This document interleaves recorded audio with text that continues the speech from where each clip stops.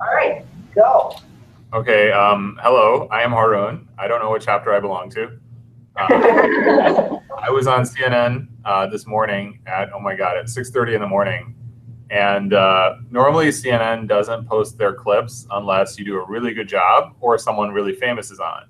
So I was on with Christiane Amanpour, who has like 2.5 million Twitter followers.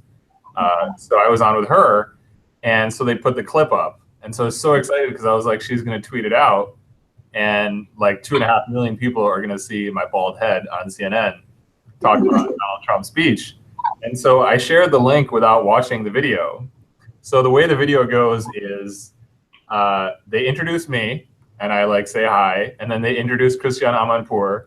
They ask her the first question, she answers it, and then that's the end of the video. I was introduced for no apparent reason in that video. It's just my head and like me being like, hi, and then they just cut off the video when like she was done speaking. Even though she said at one point, I agree with Haroon, which would have sold like 10,000 books, but like no one will ever see that part, and it sounds like I'm making it up. So yeah, that's my introduction to myself. This is my second book reading. The first one I did, the first woman who came told me that she liked my op-ed for the New York Times because she thought I was a different brown person. The second person fell asleep, which was amazing because it felt really, really good to bare your soul in front of complete strangers, the second of whom just goes right to sleep and slept through the whole thing, like just knocked out, did not open his eyes, did not shift in the seat, was gently snoring the whole time. You have to pretend like it's not happening and then believe that something good will come of it. So I wanted to read a section. It's about 10 minutes long, so I hope that's not too long. And if you get bored, you can fall asleep. It's happened to me before. The other thing you can do is just take a screenshot and paste it to the camera so it looks like you're paying attention, and then I won't notice. They did that in the movie Speed.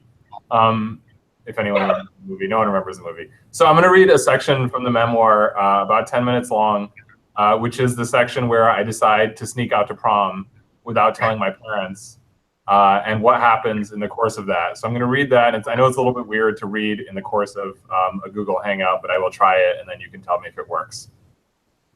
When I finally got to the kitchen, a pit in my stomach, my parents were waiting in ambush. My father fired first.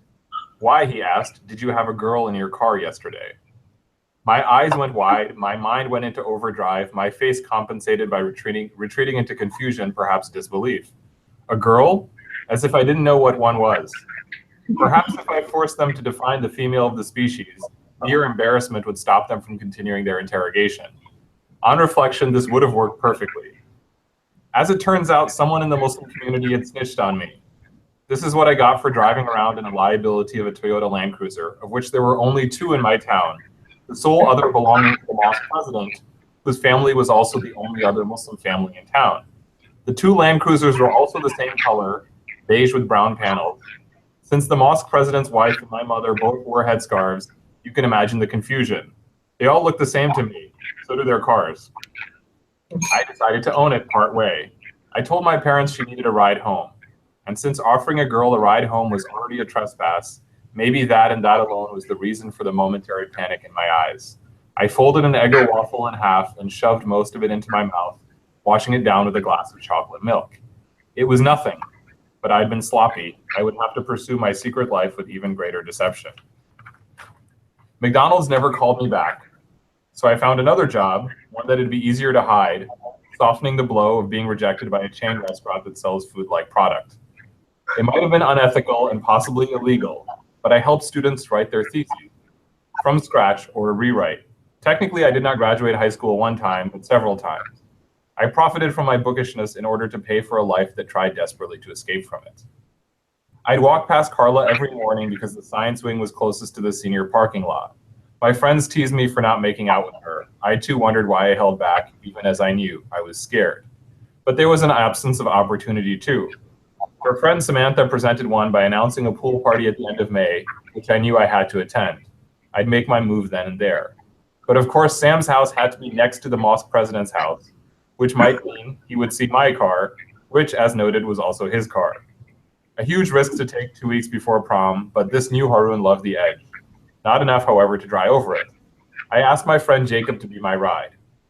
Jacob was a bright kid who sometime in the course of senior year developed the habit of falling asleep during everything. He was bright enough to coast on his wits for a while, but the warning signs were there. Judging by his snoozing, he deemed most of his life too unimportant to be present for. Also, he was almost always wearing oversized hand-knit sweaters, meaning he looked like his mother had purposefully gotten him lost inside himself. Also, in case you forgot, he was frequently asleep, but not when driving. Incidentally, Jacob's mom took a liking to me. She wasn't particularly religious, but always asked me to find Jacob a nice Jewish girl, as if, as an adolescent Muslim in Christian Connecticut, I had some special access to Jewish women that she lacked. At the party, naturally, Jacob's nose started bleeding, so badly that we drove right past Samantha's and almost to Massachusetts. Jacob practically ran his mom's station wagon aground on a stranger's lawn and nearly did a faceplant on the grass as he sprinted towards the biggest tree in the yard. It took me a moment to realize he was repurposing leaves as napkins. Then we met the homeowner, who had real napkins, which he happily shared, after we explained why one of our town's few Semites was washing his face with oak leaves while the other one was falling over laughing. This unfathomable omen aside, I ended up that night exactly where I'd wanted to be, on Samantha's pool deck with Carla next to me. My need displaced me. 9 children learn how to walk. It's deep instinct buried well inside them, which in the right time and place comes to the surface. Some force reached entirely around my insecure, agitated, cowardly impediment of a self and shoved him to the floor. I had never felt so overcome. But here's the thing. I could sense with some radar I did not know I had that she wanted the same. The energy hung in the air. We were opposite ends of a magnet. Fusion releases more energy than fission. I'd just reach over, put my arms around her, and watch her mom's station wagon pull up. With equal and immediate force, we jumped away from each other. I walked Carla to her car, dejected with this meager consolation. As she made her way to the back seat, she offered me her hand in apology. There was so much in that grasp that I fear I've spent my entire life trying only to return to that squeeze, somewhere where I would be held, someone instead of just myself. I'd led my parents to believe that on the Friday night, I'd sleep over at a friend's house in Agawam. This friend's mom conspired with me. To leave school early on the day of prom, one had to have parental permission. Most parents gave theirs, mine did not. So the principal winked at my departing a little earlier than the actual conclusion of the school day. I crossed state lines to my friend's home, showered and shaved, and returned to Somers, Connecticut in time for the evening's events. Jacob's neighbors were on vacation, so I parked my SUV not merely in their backyard but under their deck. Having been caught once, I would not be caught again. At Jacob's house, though, I finally relaxed, thinking that I would get away with this. We went into his backyard and posed for the camera. Back then, you had to wait days for pictures to develop. You actually got to live in the moment instead of watching yourself living it a few seconds later. The 6 of us, Jacob, Jeremy, and I, with our dates, were dressed to the nines. And the smiles we wore for the camera belie what was around the corner. For reasons that become obvious, I have no other pictures of me with Carla. At prom, practically every student went out of his way to congratulate me, amazed I'd made it. More encouraged that I wanted to attend in the first place. Everyone's belief system appreciates validation, and I wanted theirs, maybe so that one day I wouldn't need it. I'd gotten rejection letters, but also admission letters. Between Boston University and NYU, I picked the latter. All good things must come to an end. I'd never see many of my classmates again. I'd never see this me again. It'd be like it never happened. Carla and I slow danced to Sarah McLachlan's Adia, which I cannot listen to even now without breaking out in goosebumps. I still ask myself who this person is, why she needs to know we still haven't done anything wrong, why I received an Islamic name here of all places.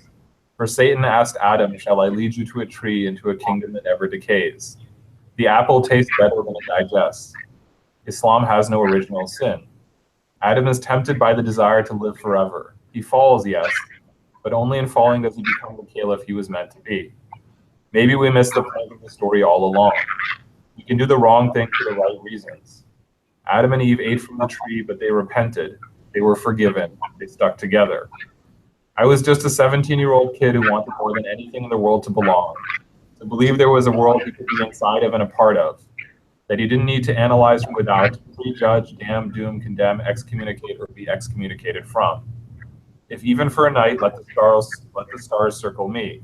The flare jeans, the metal necklaces, the occasional bracelets, the wallet hooked on a chain to my belt loop. These were the tribal markers of an amateur snowboarder meant to validate me by announcing that I was other than me, sticking out to fit in. But those emblems couldn't tell you how badly I'd wanted this cheerleader. We can want what others want because they want it and still want it for ourselves. Sometimes we're unable to point to where our desires begin and others end. After prom, we might have stopped at friendlies, but I can't remember. Carla wanted nothing to do with me. The last thing she did was chide me. You can't drink, you've got to drive. Away. The next afternoon, alone in an empty bedroom in someone else's house, Carla chose AOL Instant Messenger to shock and awe me. We should break up. Sure, I typed, lied, agreed, died. I'd not expected this would end, even as I'd made plans to go away for college. We can hold two contradictory hopes in our head and still be devastated when one of them gives way. It's wanting to have your cake and eat it too. But what the hell else would you do with cake? I drove with my parents to New York the night after prom to see family. I sat broken and unspeaking in the back seat. My mom would pass away less than a decade later, done in by cancer. My father is still with us another decade after that. But I could not admit to them, then or ever after, that my end run around them had failed because I was, in the end, them. Carla and I never moved beyond that first kiss. I'd been more Catholic than the Catholic girl. While I trembled even to meet her lips, she told me in casual detail what intimacies she would and would not be okay with. I nodded determinedly as if this was a subject I'd long ago mastered. And yet for me, raised on the idea of marriage once and forever, I believed dating was no different from marrying. Once we were together, we would remain together. Terminology was technicality. So I was ruined like I could not believe. It's one thing not to go to prom, and another to be dumped the day you've pulled off the greatest deception in your brief life history. If every person has one great test, mine was and may still be parting. I'd learn I could deal with death, but I couldn't accept that God would let lives get entangled only to be yanked apart. How can you live forever and be parted forever? That's death, a real end without resurrection, a place where Islam can't go, doesn't help, and stops functioning. Had Carla not broken up with me, could I have broken it off with her? Khalil Gibran once said that the deeper that sorrow carves into you, the more joy you can contain. From which I learned this lesson: the further you let a person into your soul, the longer it takes her to leave. I couldn't have guessed then how much it would hurt to give anyone anything of my heart, but I had naively given all of mine, presuming the future existed while the present was still coming together. The following spring, I stopped by Carla's house to pick up Bradley, though he lived on the other side of town.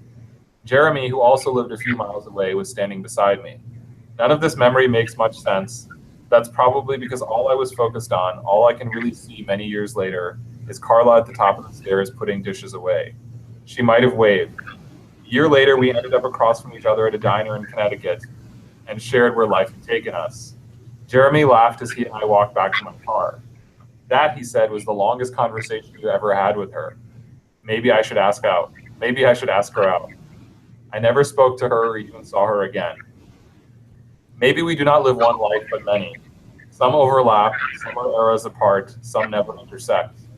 Maybe I tell myself this to keep the feelings away, because if I know they can unfold somewhere else, I do not need to know what they mean in this universe.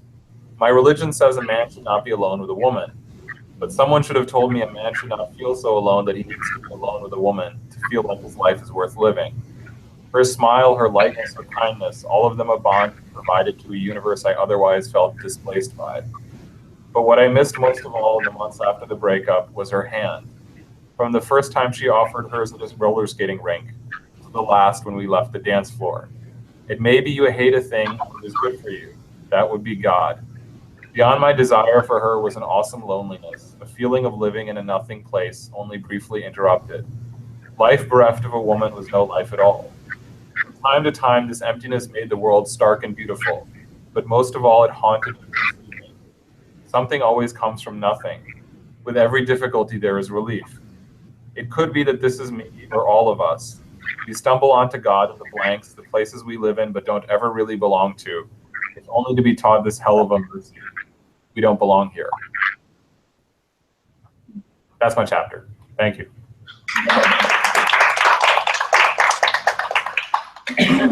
So So I think maybe before we open it up to questions, tell us a little bit about like what sort of motivated you to write the book, how easy or hard was the process, anything else you want to say about that?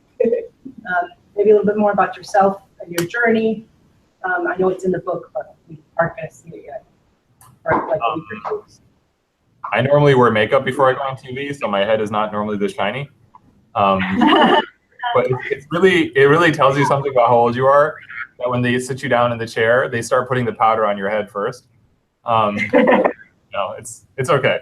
Also, the cleaning lady just walked in, and she was staring at me like, "Why is this crazy person reading a piece of paper to a computer?" She just gave me this face like, "This is really weird things happening in this office right now." So anyway, so a little bit about myself. I grew up in Connecticut, and actually, when I was first experiencing doubts about being Muslim and wanting to be part of the world around me, the way I convinced my parents to get out of it, to get out of like their basically the house and to be outside of their gaze and their constant watching and monitoring, was this summer program at Yale University where they offered you college credits to take courses even if you were a high school student. Now I'm waving to the cleaning lady, it's not awkward. So I went to Yale, I took 2 courses, I got college credits on my transcript, and I got a recommendation from a college professor. And so I thought like I was as good, like I thought I was good, right? Like Yale would totally accept me, right? And so then Yale rejected me on April Fool's Day, which is awesome. And then Yale Press reached out to me about 6 years ago and said, "Do you want to write a book, a college textbook introducing Islam in America for undergraduate students?" And I said, "Oh my God, this is awesome. I'm going to be published by the press of the university that rejected me." So like I wrote the book and they rejected it, which was really good. But the reason they rejected it, other than the fact that it was not very good at the time, is because they wanted a textbook and I wanted to tell a personal story. And the more I was thinking about it, the more I realized that the way you actually get someone to understand your life experience is through your story, right? I mean, I could give people facts and figures and those things are important, but it doesn't really have a hook that's memorable. And outside of a college audience, why would that appeal to anyone? And I wanted to appeal to as many people as possible. So after they rejected the book, I went to watch I, Frankenstein in the movie theater not far from where I was living because I was depressed. And that was even more depressing because someone spent millions of dollars on I, Frankenstein, but nobody spent any money on my book. So that was like really bad. And then I actually set myself to rewriting it. And so I rewrote it as a story, beginning, middle, and end, about my own personal struggles with Islam and with mental illness, and going through all of this during the war on terror. So the cover of the book is orange because I predicted Donald Trump, so that's sort of like a signal to you. But really the book is about what it feels like to be a Muslim when internally you're struggling with that, and externally people are kind of demanding that you identify in one way and constantly apologize for yourself and force you into this box. And it's a box I'm still in. I mean, I did a CNN hit about 3 months ago, and I jokingly said afterwards, you know, like I also like Star Wars and basketball, so I can talk about those things. And they were like, "We're only going to call you on when like bad things happen that Muslims do." Like they actually said that to me, like openly and honestly. It was nice that they were honest, but it was a little bit disheartening that your whole life gets collapsed into your religious identity as opposed to something else. So the idea of the book is to basically describe, because I think it's a really important story. For me personally, it was very cathartic, and I think for others it can be useful too. And I wanted to write about mental illness in part because I feel like a lot of people in religious communities never really get the resources to talk about it or think about it, and they end up feeling very, very alone. And you know, I mean, someone who was very influential on me, you know, during my adolescence, Chris Cornell, just killed himself a few days ago, which might have slipped under the radar. And it hit me really hard because it occurred to me, you know, not only the role that the musician played in my life, but the fact that he was struggling with something his whole life, and that there are probably people around us that we don't even know are struggling with this all the time. And my hope was that maybe, you know, maybe a kid somewhere reads this and doesn't feel quite as alone. And maybe that opens the door for them to think about how they can take care of themselves better. So there were a lot of things that went into the book and writing it and wanting to write it. It didn't occur to me, though, that this was actually like real until I saw my boss reading the book. And then I had a panic attack because I was like, oh my God, she's going to realize I'm crazy, literally. And now I can't make eye contact with her. And I work at Shalom Harvard Institute, so my boss is not only an amazing woman, but a Jewish mom. So every time she sees me, she kind of just wants to start crying and give me a hug, which is really weird because she's my boss, right? But she's constantly like, she read the book and now she feels so bad for me that every time she looks at me, she's like, hey, Bichara. Like, she just wants to, she just doesn't know what to do with herself anymore.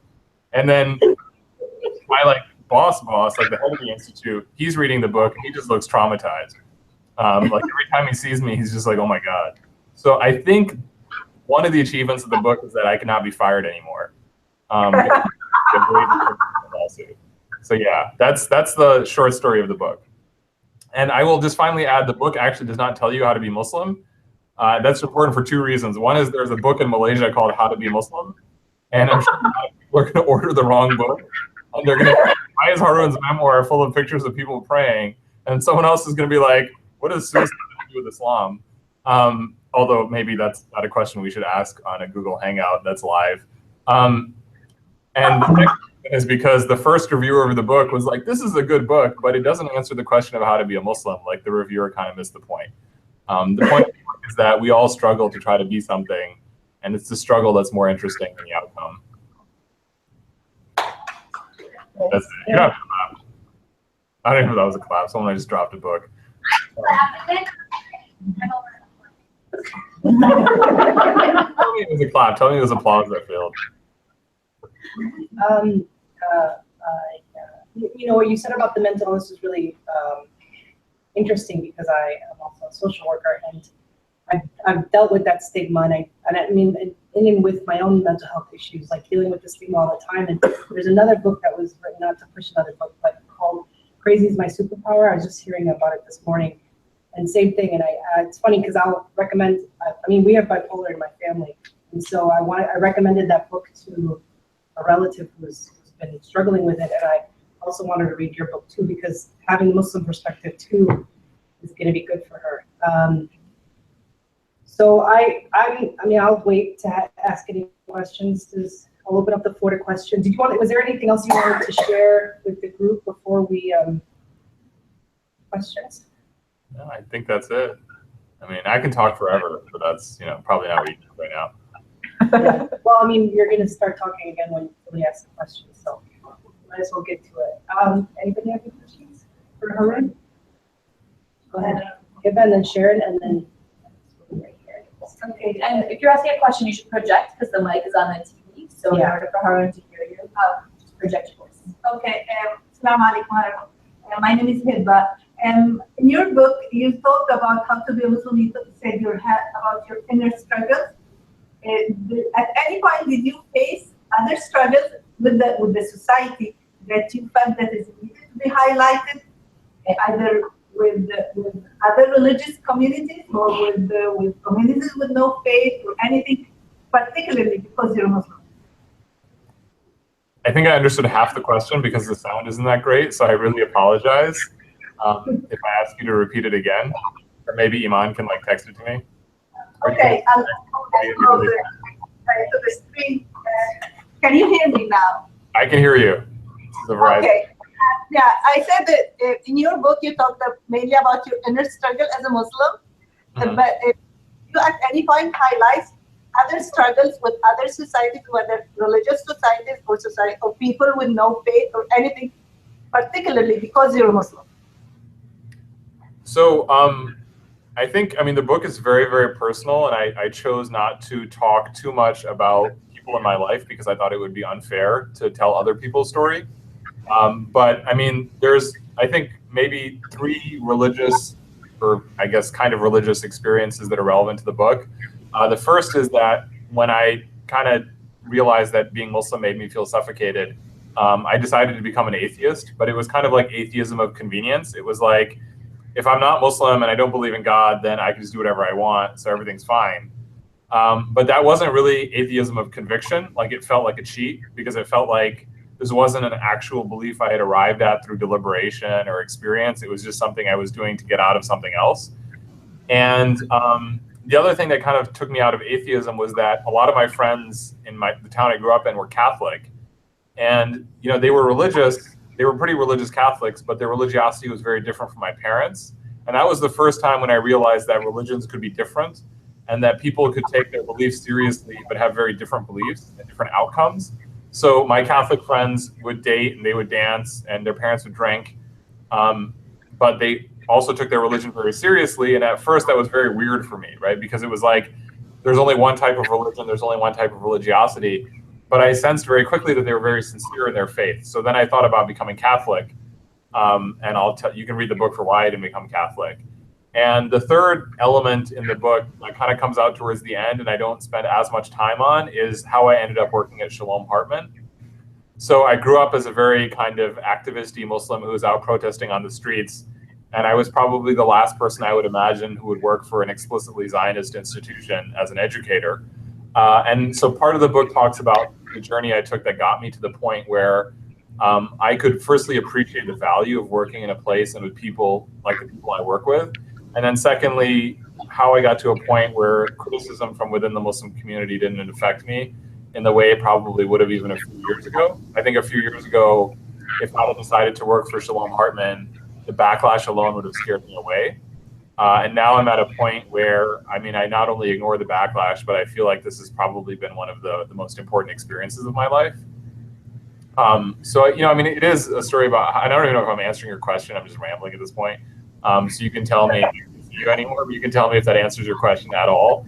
Or you can tell me if I'm not talking. Such a slide about how people can deal with others and that there are sometimes some challenges, but you can eventually overcome them. How do I overcome those challenges? Know that eventually we can overcome the challenges that we face. I hope so. In the book, we do. In the book, we definitely do. The book tells you how to overcome challenges in being a Muslim. It's like amazing advice. You should all buy it and read it. And then if you really want to know what it feels like to be a Muslim, you should carry the book with you on the plane. Just hold it up and see what happens. Because like, you get stopped, right? I mean, you have to be careful, right? Like you might get punched in the face because that happens on planes now. But like if you get stopped and dragged off a plane, because apparently that's something that we do now. But if you do, and there's like a YouTube video of you like screaming while holding the book, my sales will go through the roof. So if you care about me as a human being, you should do that. Actually, speaking of sales, another friend of ours wrote a book, and hers hit the New York Times bestseller list. And it really, all you need to do is sell a certain number, pre-sale, and then it counts for that first week for it to get on. So we're really trying hard to get Haroon's book on the New York Times bestsellers list, and that will help boost it further. And it's a great book. I got a copy of it, and I haven't finished it yet. But started it yet? I ordered it on Amazon. I haven't gotten it yet. No, it's coming. What is it? June 6th? June 6th. Yeah. So How do you do that? Because I'm helping with I help with this. I was actually trying to see if I could get you guys an excerpt or get some books shipped here, but it didn't work out. It was my fault. Too late. I was too late in thinking of it. Actually, it was his fault. Reminding me. Blame the Muslim. Thanks. I'm the other Muslim. Sharon, you had a question, and then Pam. Yeah, so one serious and one kind of flip. So I don't know if you have children, but I was wondering if you would sort of raise your children in the same way and if your kids could go to the prom. And then I always think, how can anyone write a memoir? I don't know what I did over the weekend. How can you recall what you did in high school and how you felt? So I don't know if you can really answer that one, but I've always been curious about that. So how do I recall? One, I probably ruminate way too much. But I mean, part of it was, you know, so I used to write poetry. Before I wrote fiction and nonfiction, I used to write poetry. And I used to write poems pegged to different points in my life. So I've saved those. I don't share them with anyone. And so they kind of are like anchors that I go back to. And I remember when certain things happen, they kind of remind me in certain ways. And then part of it is like I've been writing bits and pieces of this story for a long time. And when I do public speaking, I usually use elements of personal story because that's a little bit more accessible. I don't have kids. but I did write in the acknowledgments to my future children, just because I did it doesn't mean you can. So I was very clear on, because look, I think there's something really positive about lying to your parents and being like kind of culturally oppressed and then having to overcome that. Because like either it crushes you, in which case you're not that interesting of a person anyway, right? Like why would you want that like kind of useless, weak child, right? You don't want that. I'm very Nietzschean, I apologize, right? You want a child who can either like, you want a child who can overcome pressure. So I feel like, you know, like the tiger mom thing, I feel like I would be that kind of parent, because I feel like that level of trauma, like this like South Asians have this incredible, like almost bottomless insecurity, right? Like you accomplish, you're like, I don't, like nobody likes, I'll never get a job, or I'm not smart, or nobody cares what I do, right? Like people will be working, like they'll be designing the iPhone and they'll be like, I'm a failure, right? That's like a very South Asian thing. And I see this in Jewish parents too all the time, right? Like if you're not a doctor, you could be president, you're still kind of a failure. Something I've learned from Shalom Hartman, right? Like, and if you're not a surgeon, you're also a failure. And even if you're a surgeon, you're probably still a failure. But that bottomless insecurity is what actually drives and creates your success, right? Like if I were to tell my kids that they're great, then they would just think they're great and accomplish nothing. Like Donald Trump's parents probably validated everything he did. And actually, someone pointed this out to me. You know, when Khizr Khan, the father of Humayun Khan, called out Donald Trump at the DNC, if you actually look at his words, that's what every brown parent says to their kid all the time. Like when he just said, like, you have accomplished nothing, like you sacrificed nothing. My dad said that to me every day. Right? I came from around the world and like I was an immigrant, I was dirt poor, like I sacrificed everything, you've done nothing, you're useless, like you're just a waste of a human being. And my dad would tell me I'd become a garbage man when I grow up, right? Literally all Khizr Khan did, this tells you how spoiled Donald Trump is. All Khizr Khan did is he just gave the speech that he gave to his kids to Donald Trump, and Donald Trump lost his mind. South Asian kids deal with that every day and they handle it, right? Mostly either that or they collapse due to mental illness. So I'm not making a comment about that. But like generally we handle it pretty well. So this is a roundabout way of saying that I don't have kids, so clearly I have no idea what I'm talking about. And I'll probably be like the complete opposite parent and be like the worst parent in the world. But I actually did think about this, not for, I don't have kids, I was gonna say not for my kids, but so my brother has 3 kids. And so I was actually wondering like, what would happen if they were like, oh, I mean, the oldest one is 8, so he's just starting to read. And I don't think he would be able to make sense of this, but at some point he would want to read it. And my brother is much more conservative than I am. And he homeschools his kids, in part to teach them Arabic and Islamic studies and things like that. So I was like, I don't think my brother would allow him to read the book, which is kind of a weird feeling. But I don't begrudge him that. Like, I don't think that's, you know, obviously that's his decision, they're his kids. But I did think about that. Like, how would they process this and would it be good for them or bad for them? Yeah. Did I answer your question? I mean, I am not for you, but it made me think about like modern dating and what's sort of customary in a lot of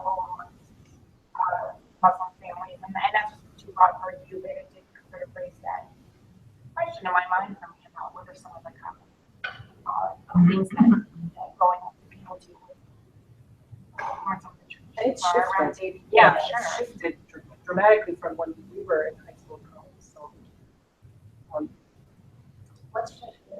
The whole dating culture and the way people meet and have relationships, like it was far more conservative when I was in high school and college, even. And now it's completely different. So how is it now? I would say it's, you guys can correct me, it's more in line with just the mainstream American dating culture. I mean, we never even used the word dating when I was in college. Like that was like, nobody used the word dating. You didn't date. You were getting to know somebody, you were talking to somebody, you were friends with somebody, but you never called somebody a boyfriend or a girlfriend or said you were dating. I remember the first time I heard that, like first year out of college, I was like, I'm dating her. Like, and so now it's normal. People say, oh yeah, we dated for 6 years or 5 or whatever it is. So it's just different. Is that just cultural? Like, I mean, it was. This is a topic in and of itself, but that's why. Yeah, it's. I mean, I don't know. That's something I don't know. I'm curious. Well, Pam had a question. Mine really isn't a question; it's more of a comment. I certainly hope that your book will have wide appeal, because I certainly heard a lot of universal themes. and some of the same things there, and I was able to empathize as a Jewish woman. I was able to empathize when you think in terms of the tension between loyalty to your faith and assimilation, you wanting your independence, but at the same time not wanting to disappoint or upset your parents. And so I think that for that reason, I certainly hope that your book is going to be very successful, and I hope that it's also then going to promote dialogue between different ethnic groups and different religions. Thank you. I hope so too, because otherwise it's 5 years more. Nothing. I'm curious to know, I have 2 sons that are probably about your age, and to them, religion is not an important part of their lives. And I wonder, among you and your friends, is marrying within your religion an important part of what you see in your future? Huh, that's a good question. I mean, I tend to move, I move in like 2 different circles, which is really interesting. I work in a modern Orthodox Zionist institution. So most of my colleagues and friends from work are pretty religious, in Jewish terms, right? Like it's very important to them. They emphasize family, marrying within the religion, raising kids within the religion. They're constantly talking about Jewish education, Jewish day schools, Jewish identity. Hartman just put on a conference today here in New York about the 50th anniversary of the Six-Day War. And it was, kind of a day-long conference in which many of the questions were, how do we communicate these themes and ideas to young people? And then I work in a lot of Muslim circles and travel in a lot of Muslim circles. And, I think one of the really unfortunate things about the way that identity is framed these days is that you almost as a Muslim have no choice but to be Muslim. And that becomes, I think, extremely limiting in terms of who you can talk to and hang out with, only because it becomes such a major part of your life. And I don't just mean marriage, I mean friendship or relationships generally, that it becomes such a big part of your life that for someone who doesn't know it or experience it, people start to feel alien to you, So I'll give you an example. The first reading I did where someone fell asleep like 2 minutes in, which is awesome. I read the same chapter about prom. And I thought it was going to be, people's questions were going to be about sneaking out to prom and like what happened after, or what it was like to write that. But everyone's questions, and these are all people who came to attend a reading at like a literary event in New York City, right, in the West Village. So this is like about as like bohemian, like snobby Clinton voter, like, cosmopolitan, anti-American communist as you can get, to use every stereotype in the book. And almost all the questions were about like terrorism. And one woman asked me, like, where are the moderate Muslims? And I was like, I just read you a damn chapter about prom. Like, what do you want me to do right now, right? Like, it was interesting to me because it was like, that was the question she wanted to ask. And I answered it seriously, but it was a little bit disheartening because I was like, what did I just read to you? Like, I didn't read you a religious text. I read exactly as, I think your name is Pam, I'm not sure. Exactly as you said, that tension between just like growing up and wanting to make your parents happy, but wanting to do what makes you happy, which is just a human thing. But then at the same time, like I don't begrudge her that because people want to talk about it, right? Like it's in the news all the time, and they probably don't have Muslims they can talk to all the time. So I think weirdly, I have a lot of friends who are not religious per se in like the traditional sense of piety, but their religious identity is very important to them. And so they end up marrying people who are Muslim, I think in part because like they don't really have an easy way to escape that kind of cul-de-sac, for lack of a better term. And even I've experienced that. Like people don't want me to write about anything except Muslim stuff. Even when I ask, it's just Muslim stuff all the time. That probably didn't answer your question. But it was interesting. But it was a good story. Yeah. Any other questions? Haroon Moghul. Welcome, Salam. How are you? Good. So one of the things that I was thinking of as you were reading your chapter was like a struggle for connection.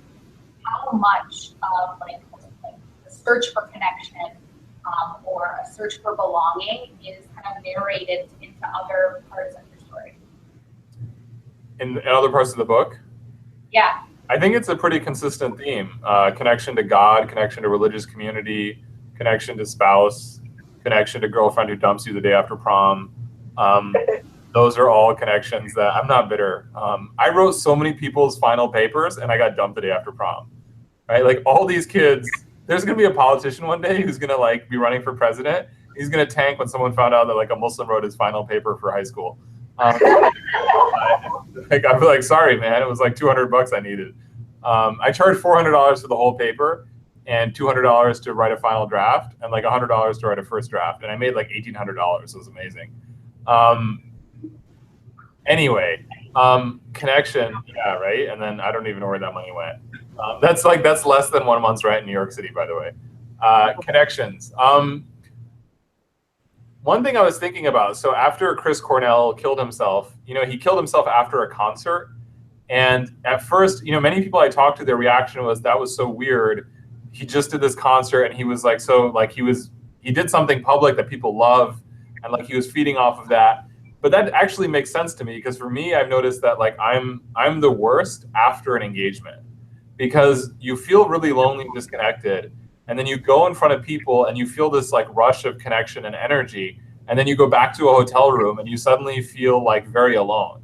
And people who kill themselves, what happens in a lot of cases that what I've studied or seen is that it's like a sudden stress or rupture that triggers the suicidal tendency, right? So like sometimes that's why when people start antidepressants, they become more likely to kill themselves because suddenly they have like a sense of resolve. And so they go from just being in a stupor of depression to being like proactively depressed.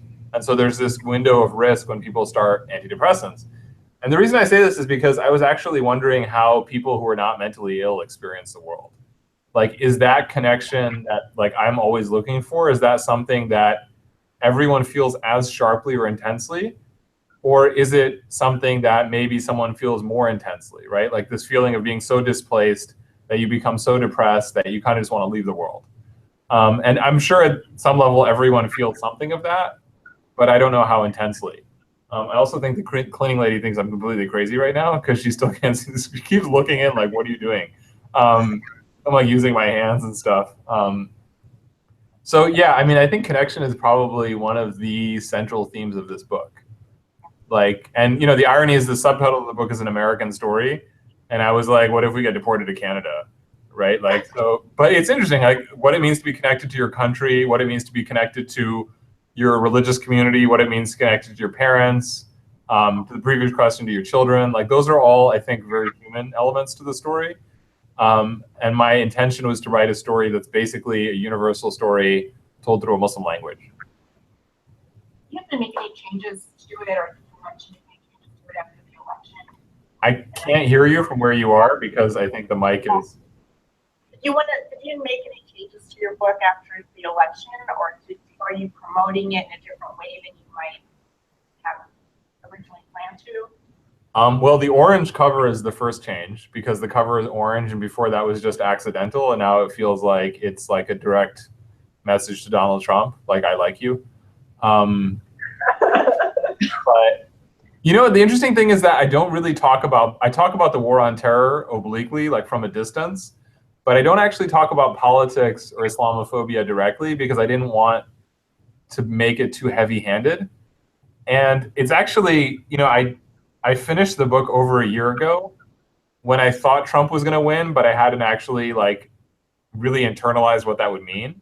So I feel like people might read it and think that this is a book that's very deliberately aimed at the present moment, but I'm actually not that smart. It's just, a nice confluence of events. But hopefully, I mean, at least it challenges something of how people see Muslims and Islam in this moment.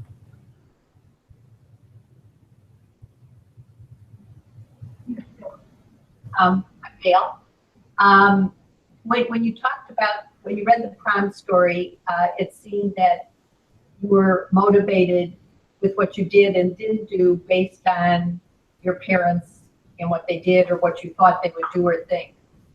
What's motivating you now to religious wise as to what you feel you should do and don't do? That's a really good question. Wow. Yeah. That's like the next book. I'm gonna like stay up all night now thinking about this. I don't mean that in a bad way. Like, that's a really good question. Wow, what motivates me now? I can't blame my parents anymore.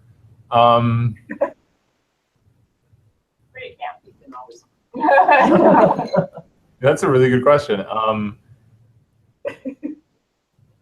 So I'm actually looking up above, like, so you can't see, but like the wall that's over the monitor, I'm in my boss's office. I don't have a view of the Empire State Building from my cubicle, but she does. So there's like a sheet of office numbers tacked on a little bulletin board, and it has my phone number, my office phone number, my cell phone number, and my Israel number. And I just looked at it and I thought how incredibly surreal it is to have an Israel phone number when you're a Pakistani Muslim kid. And I think that, for me, the first time I felt connected to Islam on my own terms was when I was in Saudi Arabia. And I was basically an atheist, and my brother invited me to go on a pilgrimage to Mecca and Medina. And I was in Medina, and I was at the grave of the Prophet Muhammad. And it was a time when I was thinking about becoming a Christian.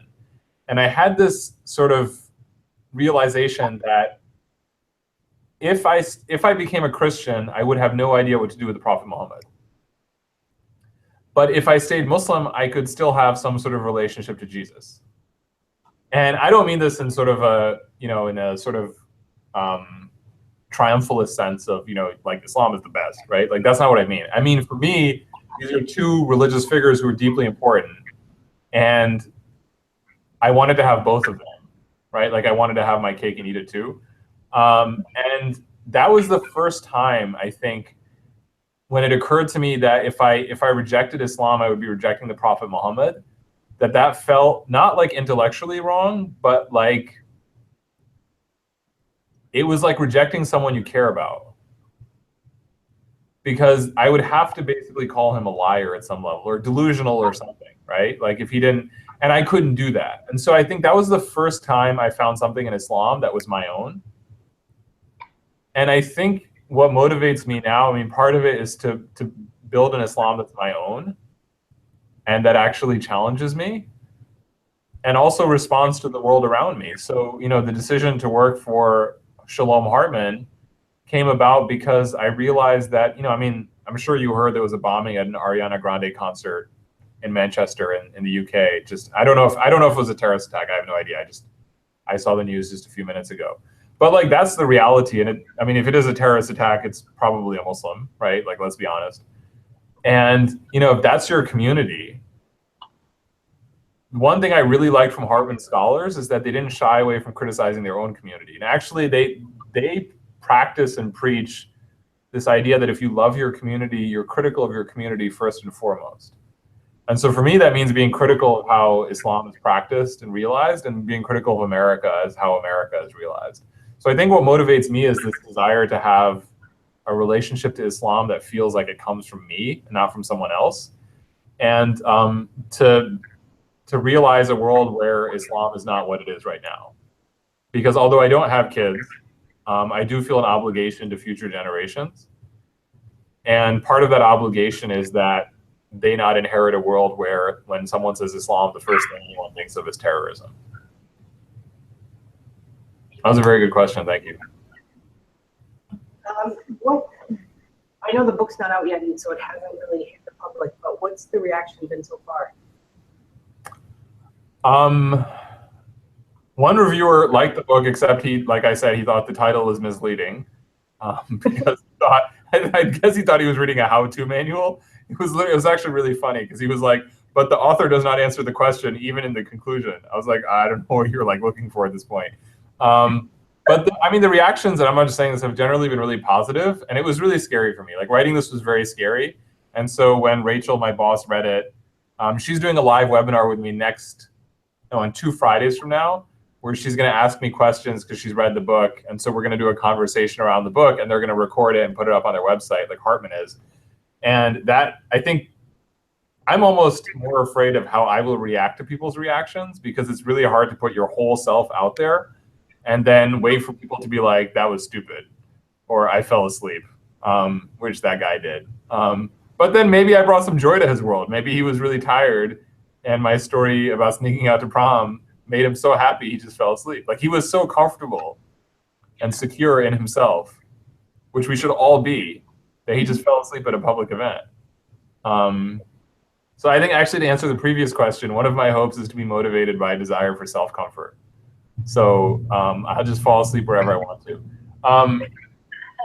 So, I mean, the reaction has been good, but I mean, I guess I won't really know what people think until the book comes out, because right now it's just been a few people here and there and a few reviewers. I'm actually really curious to see how people who know nothing about Islam or Muslims read the book. Like, I would love to know how someone, so actually some of my friends from high school who, I mean, you know, like, I wouldn't even say friends, just kids I know, have said they ordered the book. And I would be fascinated to know what these kids who generally have no experience of anyone other than Catholics, Christians, I mean, some of them don't even know that Protestants are Christians. It was amazing. So, like, I lived in a very, very, like, small Christian town. I would love to know what they think. And then I would actually love to know what Muslims think, specifically because I would love to see how people respond to this attempt to basically write a book through a Muslim language that doesn't, it's not like apologetic literature like Islam is awesome, and it's not like Ayaan Hirsi Ali literature like Islam is the worst thing that ever happened to anyone. It's trying to be something more complicated than that. So, yeah. What are you gonna do if Carla finds the book? Oh my God. Okay, so the first girl I ever asked out, her name was actually Lisa. She's Linda in the book. So two amazing stories. Lisa was this girl who had the locker next to mine because our lockers went in alphabetical order. And I had the biggest crush on her. And there's one brief section in it where I mentioned in the course of a class that I listened to Green Day, the band. And Lisa goes up to me after class, like, could not believe that I listened to Green Day because I was the most awkward human being on the planet. So she was like, wow, you listen to, like, cool music. That's really interesting. And then she just walked away. But, like, for me, it was earth-shattering. It was like a girl talked to me, like, intentionally, deliberately, and, like, for more than 4 seconds. It wasn't like get out of the way, because that's also intentional and deliberate. But it was like a conversation. She asked me if I listened to Green Day. I said yes. She said cool. That was it. But, like, for me, this was like the greatest thing that ever happened. So two things about this. So her name is Lisa, but in the book she's Linda. So I saw, you probably heard of Rabia Chaudhry. So Rabia Chaudhry spoke with Yehuda Kurtzer, the president of Hartman North America, at a synagogue last week. So I was there, and Rabia and Yehuda were talking about my book. And Yehuda says, and this just tells you everything about the present moment in America. Yehuda says, I'm on the chapter where Haroon talks about Linda. And Rabia says, who's Linda? And I said, she's the first girl I ever asked out. And Rabia says, you asked out Linda Sarsour? So that was kind of amazing, right? Like, I was like, no, I didn't, never mind, right? That's actually a good story, so I'm just gonna let it stand. But the second thing is that the actual Lisa, AKA Linda, emailed me like a week ago to be like, hey, can you send me your book tour? I live in Chicago, I'm gonna come to your reading.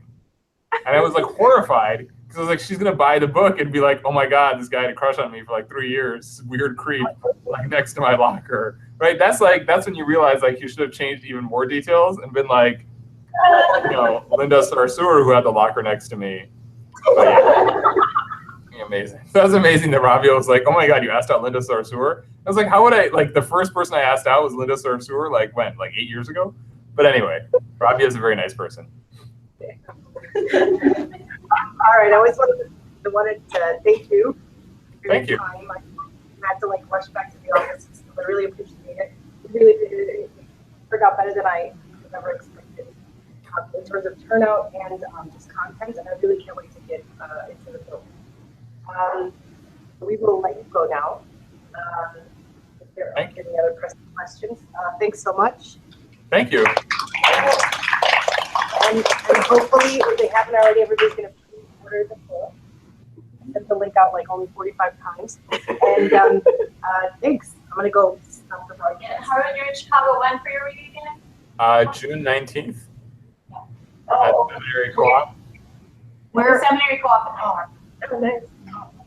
Iman, where did you just come from? Oh, she's been here. Weren't you like over on the other side? She was standing to the side. All right, thank you. Bye. Thank you.